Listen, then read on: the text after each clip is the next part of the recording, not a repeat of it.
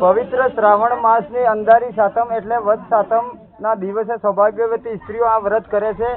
સ્ત્રીઓ સૂર્યોદય પહેલા સ્નાનથી પરવારવું, ઠંડા પાણીથી સ્નાન કરવું અને આખો દિવસ ઠંડુ ખાવું. આ દિવસે ચૂલો સળગાવવો નહીં. ચૂલો સળગાવનાર પર માતા શીતળા માતા કોપાયમાન થાય છે. ત્યારબાદ ઘીનો દીવો કરી શીતળા માતાની વાર્તા કહેવી અથવા સાંભળવી.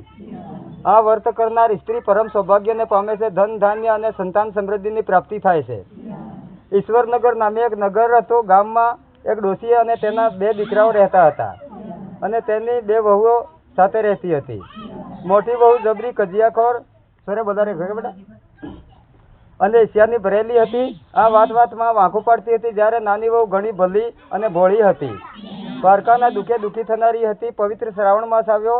રાધણ છઠના દિવસે નાની વહુ રસોડે રાંધવા બેઠી અને રાત સુધી રાંધતી રહી. પછી ચૂલો ઠારવાનો વિચાર કરતી હતી. ત્યાં પારણે પડેલો એનો નાનો છોકરો રડવા લાગ્યો. તેથી સાથે કામ પડતા મૂકી અને નાની વહુએ છોકરાને ખોળે લીધો. જરા આડા પડકે થઈ. દિવસ આખાનો થાક હોવાના કારણે આંખ મળી ગઈ અને ચૂલો ઠારવાનો રહી ગયો. અડધી રાત પછી શીતળામાં ઘેર ઘેર ફરવા નીકળ્યા. ફરતા ફરતા નાની વહુના ઘેર આવ્યા અને ચૂલામાં આલોટવા લાગ્યા. ત્યાં તો શરીરે ઠંડક વળવાના બદલે કાળી લાય લાગી અને શીતળામાં દાઝી ગયા. આથી માને ઘણો ક્રોધ વ્યાપી ગયો. તરત જ નાની વહુને શ્રાપ આપ્યો, એ મૂર્ખ સ્ત્રી, જેમ મારું શરીર બાળ્યું છે તેવું તારું પેટ બળજો. નાની વહુ સવારે ઉઠી ચૂલા તરફ નજર કરી. તેવા ચૂલો સળગતો હતો અને પડકામાં સૂતેલો છોકરો બળીને ભડદું થઈ ગયો હતો. નાની વહુની આંખમાંથી શ્રાવણ ભાદરવો વરસવા લાગ્યો. જાણી ગઈ કે જરૂર પોતે શીતળામાના દોષમાં આવી છે. માતાએ શ્રાપ આપ્યો છે. એથી એ રડતી રડતી સાસુ પાસે આવી અને બધી વાત કરી. સાસુએ ગળગળા અવાજે કહ્યું અને આશ્વાસન આપતા કહ્યું કે બહુ ધીરજ ધર. શીતળામા પાસે જઈને તારા છોકરાનું જીવન માગજે. માં દયાળુ છે, જરૂર તારા ઉપર કૃપા કરશે. નાની વહુ સાસુના આશીર્વાદ લઈ છોકરાને સુડલામાં નાખી શીતળામાના શોધમાં નીકળી. વનવગડા વીતતી જાય. શીતળામાનું રટણ કરતી જાય છે. રસ્તામાં 2 તળાવડી આવી. બંનેના પાણી ભળી ગયેલા. બંને સલોસલ હતા. કાંઠે પક્ષીઓ બેઠેલા હતા, પણ કોઈ પાણી પીવે નહીં. મનુષ્ય કે પશુ પંખી કે પારેવા કોઈ પણ પાણી પીતું ન હતું. તળાવડીનું પાણી પીતું એ તરત મરણને શરણ થતું હતું. નાની વહુને ચૂડલો લઈ જતા જોઈ તળાવડી બોલી, બાઈ રે બાઈ, ક્યાં હાલી? નાની વહુ શીતળામાના કોપની વાત કરી અને માની કૃપા મેળવવા જાઉં છું એમ કહ્યું. ત્યારે તળાવડી બોલી, બેન, અમારે એક કામ કરજે. અમારા એવા કે શું પાપ છે કે કોઈ અમારું પાણી પીતું નથી ને પીએ છે તો મૂર્ત થાય છે. માં મળે તો અમારા દુઃખનું નિવારણ પૂછજે. નાની વહુ હા પાડીને આગળ વધી. રસ્તામાં 2 લડતા આંખલા મળ્યા. બંનેને ડોકે ઘંટીના પડ બાંધેલા હતા. નાની વહુને જોઈ પૂછ્યું, વહુ ક્યાં હાલી? નાની વહુ શીતળામાના કોપની વાત કરી. ત્યારે આંખલા બોલ્યા, અમારું એક કામ કરજે. અમે સદા લડ્યા કરીએ છીએ. અમારા કયા પાપ હશે નિવારણ પૂછજે. નાની વહુએ હા પાડી. પછી આગળ ચાલી. થોડેક આગળ ચાલી. ત્યાં બોરડીના ઝાડ નીચે એક ડોસી દિવેટ જેવા વાળ લઈ 2 હાથે ખજવાળતી બેઠેલી હતી. વહુને જોઈ ડોસી બોલી, બાઈ રે બાઈ, આમ હાપલી પાપલી ક્યાં હાલી? વહુએ શીતળામાના કોપની વાત કરી. ત્યારે ડોસી બોલી, અલી, જરાક મારું માથું જોઈ દેતી જા. નાની વહુને ઉતાવળ હતી, પણ એ ઘણી દયાળુ હતી. મરેલા છોકરાને ડોસીના ખોળામાં મૂકીએ તો બેટી જુ વીણવા. થોડી વારે ખજવાળ મટી ગઈ. ડોસીએ આશીર્વાદ દીધા, જેવું મારું માથું ઠર્યું એવું તારું પેટ ઠરજો. એટલામાં થયો ચમત્કાર. ડોસીના ખોળામાં પડેલો મરેલો છોકરો હાથ પગ ઉછાળવા લાગ્યો, કિલકારી કરવા લાગ્યો. નાની વહુ તો તરત જાણી ગઈ કે આ શીતળા માતા છે. એ એમના પગમાં ઢળી પડી અને બોલી, માં, મને માફ કરી દો. મેં તમારું શરીર બાળ્યું, પરંતુ તમે મારું પેટ ઠાર્યું છે. તમને મારા લાખ લાખ વંદન. પછી તળાવડીના કષ્ટનું નિવારણ પૂછતા શીતળામાં બોલ્યા, પરભવમાં બંને શોખ હતી. દી ઉગ્યાથી દી આથમ્યા સુધી લડ્યા કરે. કોઈ કોઈને સાસ પાણી આપે નહીં. એટલે આ જન્મે કોઈ એનું પાણી પીતું નથી. પરંતુ તું ખોબો ભરીને પાણી પીજે, એટલે એમને પાપો દૂર થશે. પછી નાની વહુએ આંખલાના દુઃખની વાત કરી. તો શીતળામાં બોલ્યા, દીકરી, પરભવે બંને દેરાણી જેઠાણી હતા. ઈશ્વર દેશથી ભરેલી હતા. કોઈને દળવાય ન દે, ખાંડવાય ન દે. તેથી આ ભવે આંખલા થઈને ડોકે ઘંટીના પડ બાંધીને લડ્યા કરે છે. તો એમને ડોકેથી ઘંટીના પડ છોડી નાખજે. તેથી એમના પાપ નાશ પામશે. નાની વહુ શીતળામાના આશીર્વાદ લઈ હરકાથી પાછી ફરી. રસ્તામાં આંખલાની ડોકેથી ઘંટીના પડ છોડ્યા. તળાવડીના પાણી પીધું. પછી દીકરાને રમાડતી ઘેર આવી. સાસુ તો છોકરાને જીવતો જોઈ રાજીના રેડ થઈ ગયા, પણ જેઠાણીના રોએ કાળી બળતરા થવા લાગી. એમ કરતા ફરી શ્રાવણ માસ આવ્યો. જેઠાણીને દેરાણીની જેમ શીતળા માતાના દર્શનની ઈચ્છા થઈ. રાધણ સઠે ચૂલોએ બેઠી અને રાતે ચૂલો ઠાર્યા વગર સૂઈ ગઈ. રાતે શીતળામાં ચૂલામાં આલોટવા લાગ્યા. શરીર દાઝ્યું તેથી શ્રાપ દીધો કે જેઠાણીનો દીકરો ભડદું થઈ ગયો. સવારે દીકરાને મરેલો જોઈ જેઠાણી વિલાપ કરવા લાગ્યા.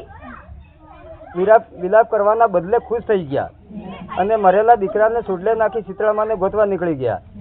રસ્તામાં 2 તળાવડીઓ આવી ઊભી રાખીને પૂછ્યું, બાઈ રે બાઈ ક્યાં હાલી? તો જેઠાણીએ નાકનો પહેરવો ચડાવતા કહ્યું, તમારે શું પંચાત છે?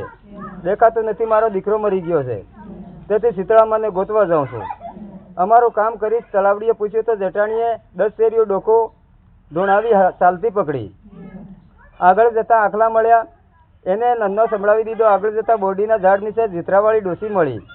ડોસીને માથું જોઈ દેવાનું કહ્યું તો જેઠાણી કાળજાળ થતા જઈ બોલી, એ ડોસલી, હું તારા જેવી કોઈ નવરી નથી કે તારું માથું જોવા બેસું. હું તો જાઉં છું શીતળામા પાસે. જેઠાણી તો સણકો કરીને હાલી નીકળી. સવારથી સાંજ સુધી વગડામાં ભટકી, જંગલના ઝાડે ઝાડે કાંઠે ફરી વળી, પણ ક્યાંય શીતળામાં એને નજરે નહીં દેખાયા. એટલે મરેલા છોકરાને લઈ સાથી કૂટતી ઘેર પાછી આવી. હે શીતળા માતા, જેવા દેરાણીને ફળ્યા એવા સૌને ફળજો. બોલે શીતળા માત કી જય. અહંકારમાં રહેજી. હા.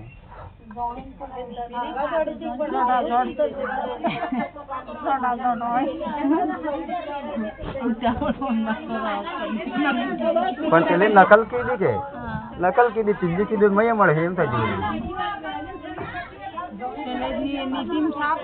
ના પેલી સાપ હતી. નાગ પંચમીની વાર્તા. વ્રતની વિધિ શ્રાવણ માસની અંધારી પાંચમે વદ પાંચમ એટલે પ્રાતઃકાલે સ્નાન કરી પાણીયારી નાગ ચિતરવો, ઘીનો દીવો કરી શ્રદ્ધાપૂર્ણ પૂજન કરવું, કુલેરનું નૈવેદ્ય ધરાવવું અને એકટાણામાં પલાળેલા મગ અને મઠ, બાજરી અને કાકડી અવશ્ય ખાવી. વાર્તા એક હતી. ગંગા ડોસી. ડોસીને 7 દીકરાઓ 7 વહુ હતી. 6 વહુ ભર્યા ભાદરવે ઘેરથી હતી. નાની વહુ શ્યામાને પિયરમાં ન ભાઈ ન બાપ ન કોઈ મળે નહીં. વાતે વાતે 6 વહુઓ શ્યામાને ન બાપી કહીને મેણું મારતી. પણ બિચારી શ્યામા મૂંગે મોઢે સહન કરી લે.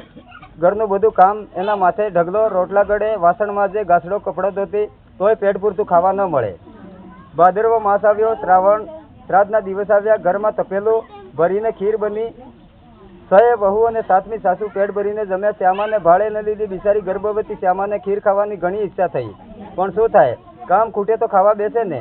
ત્યાં તો સાસુ તાડુકી, અલી નપીરી, તારી તાકી શું રહી છે? નજર લગાડવી છે કે શું? વધ્યું ગોટ્યું ખાઈને વાસણ માજી નાખ. શ્યામાએ જોયો તો તપેલું ખાલી ખમ હતું. આંખમાં જળજળિયા આવી ગયા. ભૂખ્યા પેટે વાસણનો ખડકલો લઈ નદીએ ગઈ. ખીરના તપેલામાંથી પોપડા ઉખેડીને ફાટેલા સાડલાઓના શેડે બાંધીને ત્યાં મૂક્યા. મનમાં એમ કે વાસણ માજી નિરાતે ખાઈશ. શ્યામા વાસણ માજવા બેઠી એટલામાં એક ગર્ભવતી નાગણ ત્યાં આવી.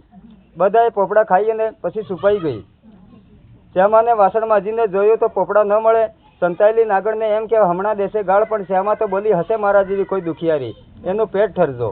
શ્યામાના આ વેણથી પ્રસન્ન થઈ ગયેલી નાગણે દર્શન દીધા અને બોલી, દીકરી, ખીરના પોપડા મેં ખાધા છે, બોલ તારે શું દુઃખ છે? ત્યારે શ્યામા બોલી, માં, પિયરમાં મારું કોઈ નથી એટલે બધાય મને મેણા મારે છે. થોડા સમય પછી મારો ખોળો ભરાશે. મારે કોઈ ભાઈ નથી, કોને બોલાવું? શ્યામાની આંખો ટપ ટપ વરસી પડી. નાગણ હેતથી બોલી, દીકરી, જરાય ચિંતા ન કરતી. તારો ખોળો ભરવાના આગલા દિવસે એક કંકોત્રી સામે મારા રાપડા ઉપર મૂકી જજે. શ્યામા તો હરકાતી ઘેર આવી.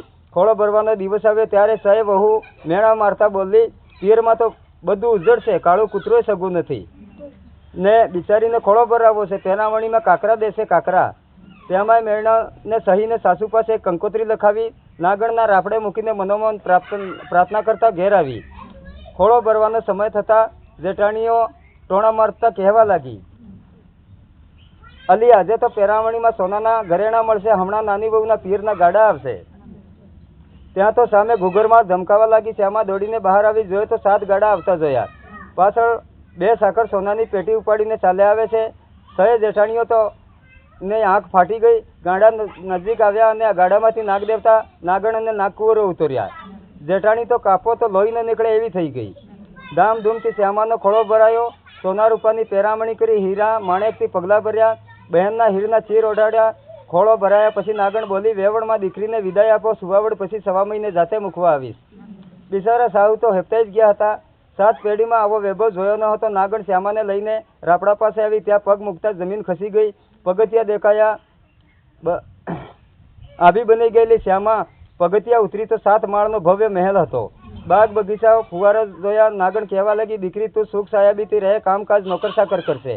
તારે ફક્ત એક જ કામ કરવાનું, સવાર સાંજ બપોરે રૂપાની ઘંટી વગાડી નાગકુંવરને દૂધ પાઈ દેવાનું. શ્યામા તો વર્ષથી એ કામ કરવા લાગી. દિવસો જતા દેવના જેવો દીકરો અવતર્યો. જોત જોતામાં મહિનાઓ થઈ ગયા. એક દિવસના ચૂલા પરથી દૂધની દેગડી ઉતારી શ્યામા બહાર ગઈ. દીકરાનું હાથમાં રૂપાની ઘંટડી આવી જતા એ વગાડવા લાગ્યો. તેથી નાગકુંવરો દોડી આવ્યા. દીકરો ડરી ગયો. આ હાથમાંથી ઘંટડી પડી ગઈ અને 2 નાગકુંવરોના પૂંછડા કપાઈ ગયા. બીજા નાગકુંવરો ગરમ દૂધ પીવાથી દાઝી ગયા. એટલામાં શ્યામા ત્યાં આવી અને દીકરાઓને તેડી લીધા. નાગકુંવરોની આવી દશાથી એને અપાર દુઃખ થયું. નાગ નાગણીઓને કુંવરોને શાંત પડ્યા, પણ કુંવરોના મનમાં ઝેર ગયો નહીં. 1.25 મહિનો થતાં નાગણે શ્યામાને સોનાનો હીરા જડિત ચૂડો પેરામણીમાં આપી જાતે સાસરે મૂકવા ગઈ. સાસરામાં શ્યામા હવે માનીતી થઈ ગઈ. તેથી જેઠાણીઓ વગર લાકડે બળવા લાગી. એક દિવસે નાગકુંવરો વેર વાળવા શ્યામાના ઘેર આવ્યા અને ઘંટી નીચે છુપાયા. શ્યામા પાણીનું બેડું ભરી ઘેર આવી. ઉંમરે ઠેસ વાગતા બોલી, ખમ્મા મારા બાડિયા બુચિયા વીરને. આ સાંભળી નાગકુંવરો પસ્તાવો થયો. બેનના હૈયામાં ભાઈ પર તે કેટલો વહાલ છે, પ્રેમ છે, એ જોઈ દંશ દીધા વગર પાછા વળી ગયા. એક દિવસ શ્યામાના છોકરાએ જેઠાણીના દૂધની તાસળી તોડી નાખતા જેઠાણીએ સણકો કર્યો, તું તો મોટા ઘરનો છે, તારી માને કહે વાડે ભેંસો બધાવે. શ્યામા રડતી રડતી રાફડા પાસે ગઈ. નાગણને મેણાની વાત કરી તો નાગણે બીજા જ દિવસે 7 વીસુ 140 દૂધેણી ભેંસો મોકલી. શ્યામાને જરા કંઈ રોષ આપ્યા વગર અડધી ભેંસો જેઠાણીઓને આપી દીધી. એના હૃદયની વિશાલતા જોઈ જેઠાણીઓના હૃદય પલટાઈ ગયા અને શ્યામાના ઘરમાં સોની માનીતી બની ગઈ. હે નાગદેવતા, હે નાગમાતા, જેવા શ્યામાને ફળ્યા એવા વર્ત કરનાર, વાર્તા સાંભળનાર, સંભળાવનાર સૌને ફળજો. બોલીએ નાગદેવતા કી જય.